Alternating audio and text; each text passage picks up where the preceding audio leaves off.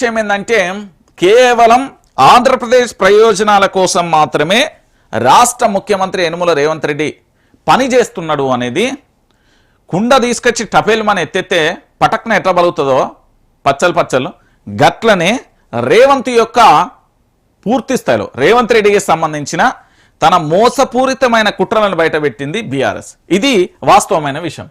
ఇక మీరు ఎన్ని పేపర్లు తిరిగేసినా ఏం తిరిగేసినా కనబడే అంశం అదొకటే. ఇక్కడ మీ అందరికీ తెలిసిన విషయం. ఇక ఇంతకు మించి ఇంకా లేని పరిస్థితి కనబడుతుంది. ఇక దాంతో పాటుగా మీ అందరికీ కూడా చెప్పాలి. ఇగో గీడొకటి కనబడ్డది నాకు. నేను బలమైన వాదనలు వినిపిద్దాం. రెండో అంశం మంచిగా బలమైన వాదనలు వినిపిద్దాం. పోలవరం నల్లమల్ల సాగర్పై ముందుకే న్యాయ పోరాటం కొనసాగించనున్న సర్కార్ నేడు సుప్రీంలో విచారణకు కేసు. న్యాయవాది అభిషేక్ సింఘ్వితో రేవంత్ మరియు ఉత్తమ్ భేటీ జల వివాదాలకు సంబంధించిన చట్టపరమైన అంశాలపై విస్తృతమైన చర్చ. అసలు విషయం ఏంది తెలుసా?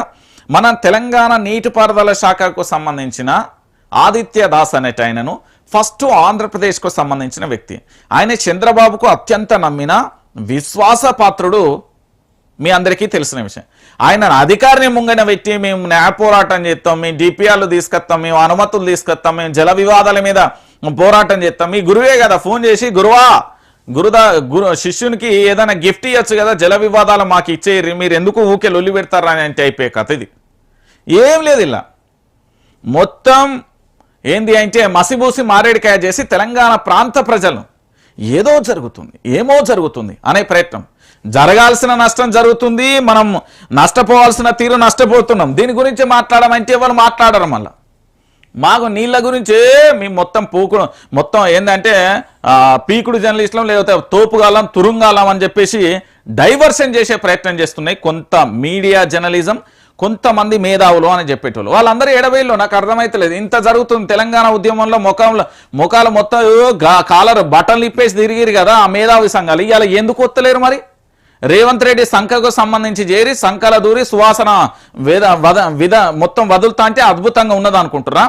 తెలంగాణ ఆగమైపోతుంది, పాలమూరు అడగంటిపోతుంది, ఆంధ్రప్రదేశ్కు లాభం చేకూరుతుంది, తెలంగాణ జలాలు పోతున్నాయి, నదీ జలాలకు సంబంధించి ఇవన్నీ అన్యాయం జరుగుతా అంటే రేవంత్ రెడ్డి సంఖల దూరి ఏందయ్యా మీ అరాచకాలు ఇది? ఈరోజు ఒక్కరు మాట్లాడతలేరు. అసలు ఎంత ఘోరమైన విషయం ఏంటంటే మేధావి అనేటనే ముసుగులో ఉన్నారు. ఇక కొంతమంది ప్రభుత్వ ఉద్యోగాలు చేసుకుంటేనే ప్రభుత్వానికి అదేంటంటే మొత్తం జాకీలు పెట్టి లేపుతున్నారు వీడియోలు చేసుకుంటా. మరి ప్రభుత్వ ఉద్యోగాలు ఎందుకు చేయాలనో వీడియోలు ఎందుకు చేస్తున్నారో నాకు అర్థం కాదు. అసలు ఏ రైట్ ఉన్నదని మాట్లాడతారు? కొంతమంది వీడియోలు చేస్తున్నారు ప్రభుత్వ ఉద్యోగ కొలువులు చేసుకుంటా రేవంత్ ప్రభుత్వాన్ని జాకీలు పెట్టి లేపుతున్నారు, తోపుతురుంగాలు దిగిలు. నేను ఒకటే చెప్తాను, మీకంటే మించిన మేధావి తెలంగాణలో ఎవ్వడు లేడు. మీకు మీరే మేధావులు. ఈ కొంతమంది ఉంటారు కదా మేధావులు అని, రేవంత్ రెడ్డి సంకన చేయరు. వాళ్ళు మేధావులు కాదన్నా, మీరే మేధావులు. నేను చెప్తున్నా కదా.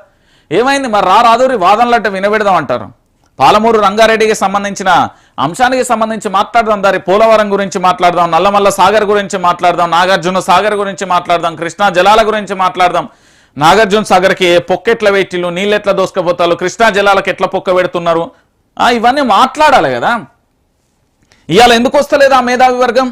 ఏడున్నది ఇవాళ ఆ మేధావి వర్గం? ఎక్కడికి పోయింది ఇవాళ మేధావి వర్గం? ఏమైపోయింది ఆ మేధావి వర్గం?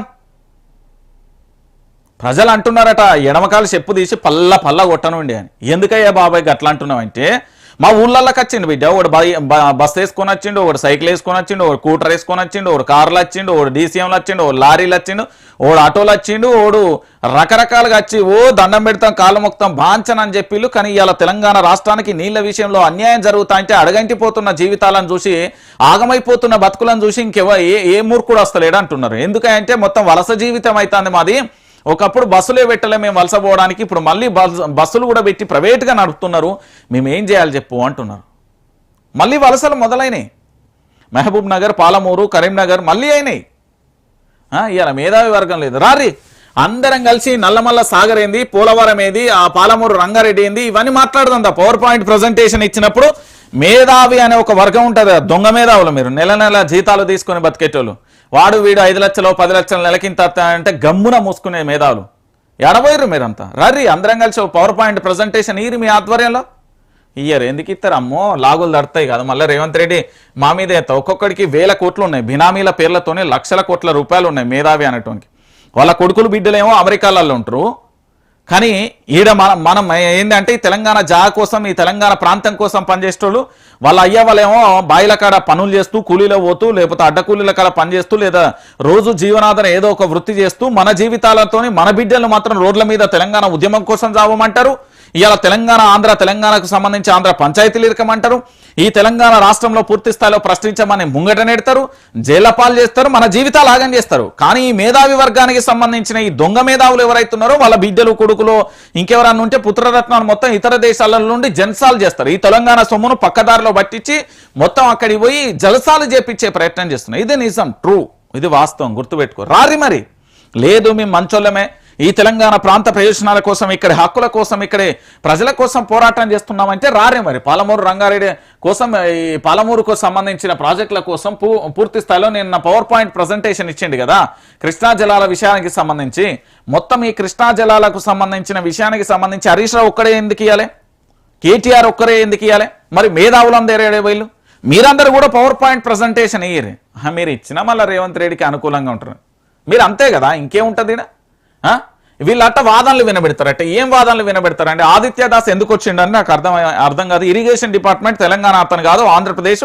చంద్రబాబు విశ్వాస పాత్రుడు తెలంగాణలో దూరిన తర్వాత ఇవన్నీ కేవలం టాపిక్ డైవర్షన్. మీరు గుర్తుపెట్టుకోవాలి, కేవలం టాపిక్